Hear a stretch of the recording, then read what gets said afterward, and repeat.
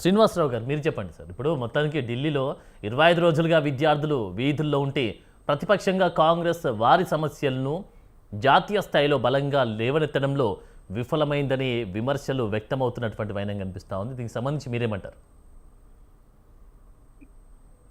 నమస్తే అండి. మీకు మాతో పాటు ప్యానెల్లో ఉన్న పెద్దలు రామ్మోహన్ రావు గారికి, హేమ గారికి, మిగిలిన మిత్రులు మన రాజు గారికి అందరికీ నమస్కారం. ఈరోజు కాంగ్రెస్ పార్టీ వైఫల్యం చెందింది అనడం పూర్తిగా అబద్ధం.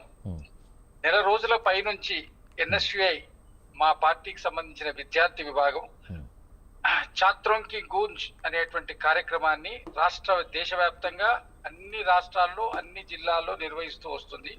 ఇక్కడ కూడా అనేకమైనటువంటి కార్యక్రమాలు నీట్ పేపర్ లీకేజీకి సంబంధించినటువంటి దాన్ని వ్యతిరేకిస్తూ అనేకమైనటువంటి కార్యక్రమాలను నిర్వహిస్తూ వచ్చింది. దాంట్లో ఒక 2-3 కార్యక్రమాల్లో రాహుల్ గాంధీ గారు కూడా పాల్గొనడం జరిగింది. కాబట్టి దీని మీద ఇప్పుడు ఒక పార్టీ సిజిఎస్ వాళ్ళు కాక్రోచ్ జనతా పార్టీ అన్న పేరు మీద సిజిపి అనేటువంటి పార్టీ బ్యానర్ మీద వాళ్ళు చేస్తున్న ఉద్యమంలో పాల్గొంటేనే పాల్గొన్నట్టు కాదు కదా.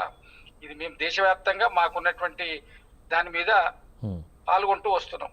దీని మీద ఎప్పటికప్పుడు రాహుల్ గాంధీ గారు కానివ్వండి, మా పార్టీకి సంబంధించినటువంటి ముఖ్య నేతలు, మా రాష్ట్రాల్లో ఉన్నటువంటి నేతలు అందరూ కూడా దీన్ని ఖండిస్తూ వస్తున్నారు. సందర్భం వచ్చిన దగ్గరల్లా చేస్తారు. మా మహేష్ కుమార్ గౌడ్ గారు కూడా ఇక్కడ ఛాత్రోం కి గూంజ్ కార్యక్రమాల్లో ఇంచుమించుగా చాలా జిల్లా కార్యక్రమాల్లో అటెండ్ చేసి వచ్చేవారు.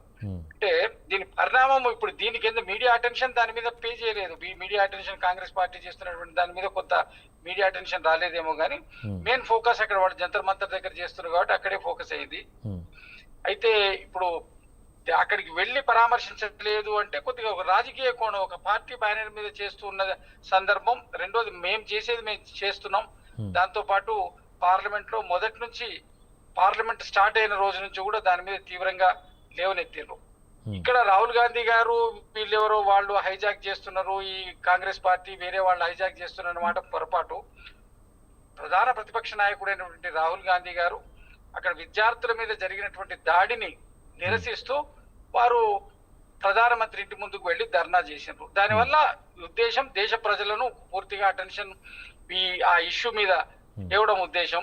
వాళ్ళకి న్యాయం చేయించడం కోసం జరిగేటువంటి ప్రయత్నంలో ఆయన వంతు పాత్రను నిర్వహించారు. అక్కడికి వెళ్లి వాంగ్చుక్ గారు అక్కడ చేస్తున్నటువంటి దీక్షకు సాంఘీభావాన్ని తెలిపి పోయి రావడం ఒకటే కాకుండా మిగిలిన కార్యక్రమాలన్నీ చేస్తూ వస్తున్నారు. ఇవాళ వెళ్లి ప్రభుత్వం కదిలింది. దానికి ప్రధాన కారణం ఏ పార్టీలు కాదు, 100% విద్యార్థులే. నీట్ ఒక నిర్వహించడంలో జరిగినటువంటి లోపాలు ఒక్కసారి కాదు అనేక సార్లు వరుసగా జరుగుతున్నాయి లీగ్లు. ఇన్ని జరుగుతున్నా కూడా దాని మీద ఒక సరైనటువంటి నిర్ణయం తీసుకొని సరిగ్గా చేయాలనేటువంటి ఉద్దేశం కేంద్ర ప్రభుత్వానికి ఈ రోజు వరకు లేకపోవడం అనేది చాలా బాధాకరమైన అంశం. విద్యార్థులను అసలు total all over India NEET కలిపి కండక్ట్ చేయడం కరెక్టా తప్ప అన్న దాని మీద అనేకమైనటువంటి సంశయాలు ఉన్నాయి. ఇంతకుముందు ఎక్కడికి ఏ రాష్ట్రానికి సంబంధించిన అవి ఉండడం, కొన్ని నేషనల్ ఇన్స్టిట్యూషన్స్ సంబంధించినంత వరకే ఎగ్జామ్స్ కండక్ట్ చేయడం ఉండడం. ఇప్పుడు ఏం చేసిందంటే పూర్తిగా అన్నిటిని కలిపేయడం వల్ల కొంత కన్ఫ్యూజన్ వచ్చింది. నార్థన్ స్టేట్స్ లో ఉన్నటువంటి కొన్ని యూనివర్సిటీస్ లో వీళ్ళకి సంబంధించినటువంటి ఆర్ఎస్ఎస్ భారతీయ జనతా పార్టీకి సంబంధించినటువంటి వీళ్ళ కులపతులను బీసీలను వాళ్ళు నిర్ణయించారు. అక్కడ అనేక చోట్ల సరి అయినటువంటి అర్హతలు లేనటువంటి వాళ్ళు నిర్ణయించడం జరిగింది. ఆ యొక్క ప్రాంతాల్లో పడినే ఎక్కువ లీక్స్ వస్తున్నాయి. ఎక్కడి నుంచి లీక్స్ వస్తున్నాయి? సౌత్ లో ఎక్కడ రావట్లేదు, వేరే రాష్ట్రాల్లో రావట్లేదు. ఆ నార్త్ లో 1-2 రాష్ట్రాల నుంచి అన్ని లీక్స్ వస్తున్నాయి. మరి దీన్ని సరి చేయాల్సినటువంటి బాధ్యత వాళ్ళ మీద ఉంది. సరి చేయలేరు.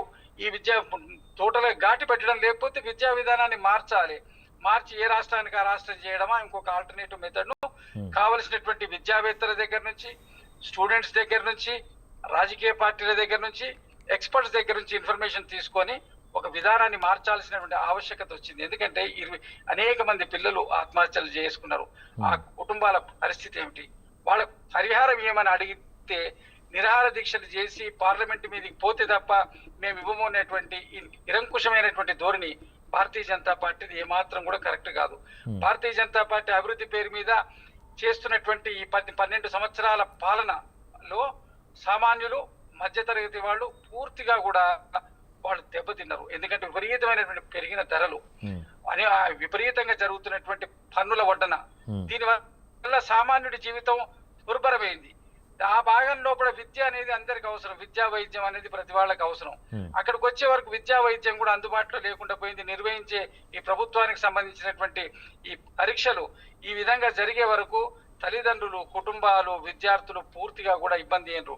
పోలీసులతోటి లాఠీ చార్జ్ చేయించిందండి అక్కడ. ఆ పోలీసులకు కూడా పిల్లలు ఉంటారు కదా, వాళ్ళకి చెప్పేటప్పుడు వాళ్ళు కూడా బాధపడే ఉంటారు. ఎంత ఘోరంగా అంటే అంత పాశవికంగా, వాళ్ళ విద్యార్థులు కదా, వాళ్ళు టెర్రరిస్ట్ కాదు. భారతీయ జనతా పార్టీకి వ్యతిరేకంగా ఎవరు మాట్లాడినా వాళ్ళు దేశద్రోహులు, ఎవరు మాట్లాడినా విదేశీయ వాళ్ళు ఫండింగ్ చేస్తుండని ఎక్కడ ఏమైనా ప్రూఫ్స్ ఉంటే బయట పెట్టండి. దానికి ఏమైనా ఆధార్ ఇంటెలిజెన్స్ వ్యవస్థ ఉన్నది మీ చేతిలో, వేరే ప్రూఫ్స్ ఉంటే పెట్టండి, వాళ్ళ పోస్టులు ఉంటే చేయండి. ఆ టోటల్ ఉద్యమాన్ని బదనాం చేయడం కోసం మీరు చేయడం అనేది ఎంతవరకు కరెక్ట్? ఆయన రాజీనామా చేయాలి. ధర్మేంద్ర ప్రధాన్ గారు కరెక్ట్ 29 సంవత్సరాల క్రితం ఇదే పేపర్ లీక్ మీద ఆయన ఉద్యమం చేసిండు, రాజీనామా చేయాలని డిమాండ్ చేసిండ్రు. మరి మీ సమయంలో జరుగుతున్నటువంటి దానికి నైతిక బాధ్యత వహిస్తూ రాజీనామా చేయొచ్చు కదా, ఎందుకు చేయట్లేదు? అంటే నరేంద్ర మోడీ గారు అండ్ భారతీయ జనతా పార్టీ ప్రభుత్వానికి ఉన్నటువంటి నేపథ్యం ఏంటంటే రైతుల మీదికి జీబుని ఎక్కించి చంపినటువంటి వ్యక్తుల యొక్క వాళ్ళ పిల్లలు ఎక్కించి చంపితే వాళ్ళ తండ్రులు కేబినెట్ లో ఉంటే వాళ్ళ మీద అనాపేక్షిత చర్య తీసుకోలేదు, వాళ్ళను కేబినెట్ నుంచి తొలగించలేదు. అంటే మేము ఏమైనా చేస్తాం, మేము మాత్రం మా యొక్క స్టెప్ మేము వెనకకు తీసుకోము. మా మంత్రులు ఇట్లనే ఉంటారు, మేము చేసే విధానం ఇట్లనే ఉంటది. మేము మాకు వ్యతిరేకంగా మాట్లాడితే దేశద్రోహులు అంటారు, మాకు వ్యతిరేకంగా మాట్లాడితే యాంటీ సోషల్ ఎలిమెంట్స్ అంటామని చెప్పేసి ఈ అభిప్రాయాన్ని ఉంచి ప్రజాస్వామ్య విలువలు దిగజారుస్తున్నారు. కాబట్టి భారతీయ జనతా పార్టీకి సరే ఇప్పుడు విద్యార్థులు చేసినటువంటి కృషిలో భాగం ఏ పార్టీలది కాదు, 100% విద్యార్థులది, తల్లిదండ్రులది. కాబట్టి వాళ్లకు సరైన పరిహారం ఇచ్చి ధర్మేంద్ర ప్రధాన్ గారు రాజీనామా చేయడం వల్ల ఏదో అవుతుందని కాదండి, దానివల్ల భవిష్యత్తులో కొంత భయం ఏర్పడుతుంది, కొంత వేరే వచ్చేటువంటి నాయకులకు గాని అధికారులకు గాని కొంత నిబద్ధత ఉంటది అనే ఒక అంశం గురించి రాజీనామాని డిమాండ్ చేస్తారు.